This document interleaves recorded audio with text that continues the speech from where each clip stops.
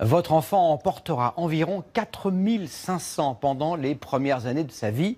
Que contiennent vraiment les couches pour bébés? L'association 60 millions de consommateurs a publié il y a quelques mois une enquête aux résultats assez troublants. Anaïs Barthes et Régis Rouanet ont tenté d'en savoir plus. Une dizaine de marques occupent les rayons de puériculture. Mais qu'y a-t-il dans les couches de nos bébés? C'est plus du coton en fait. Je dirais du coton et du gel absorbant, quelque chose comme ça. Du coton?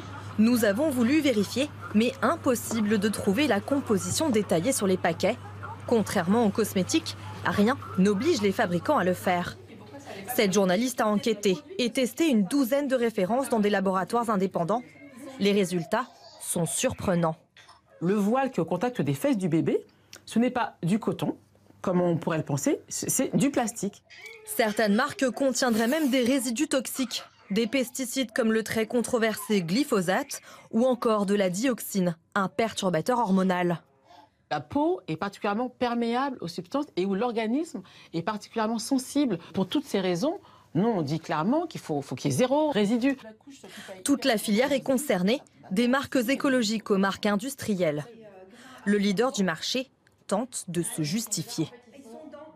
Ces résidus ont été trouvés à l'état de trace et nous ne les ajoutons pas à nos produits. Nous ne les ajoutons pas, ils sont présents dans l'environnement. Pour rassurer, la marque accepte depuis peu d'afficher une partie des composants. Polyacrylate, polypropylène, polyéthylène. Derrière ces noms scientifiques se cachent des dérivés du pétrole. C'est du plastique. Donc ce sont des fibres synthétiques et techniques qui ont des propriétés pour canaliser l'eau. Face à tant d'opacité, certains parents se méfient. C'est le cas de Ségolène, mère d'une petite fille de 8 mois. À sa naissance, elle se tourne vers des couches de marque leader, mais son bébé les tolère mal. Elle avait des irritations, elle avait des rougeurs. Je suis un jour allée voir un pédiatre qui m'a clairement alarmée en fait, sur la toxicité possible des couches et sur leur qualité. Face aux géants de la couche, certains ont décidé de se démarquer. Ça, c'est super mignon, ça. Depuis 6 mois, cette start-up française vend sur Internet des couches par abonnement et affiche très clairement leur composition. C'est dans cette petite usine des Vosges que sont fabriquées ces couches plus éco-responsables, 15% plus chères que celles du leader. Ici, pas de lotion ni de produits irritants. Et à l'intérieur...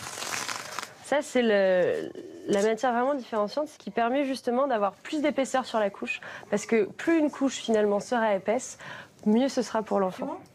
De quoi permettre aussi une absorption proche des couches classiques. En juin prochain, les autorités sanitaires émettront des recommandations pour mieux encadrer ce vaste marché. 2,5 milliards de couches se vendent chaque année en France.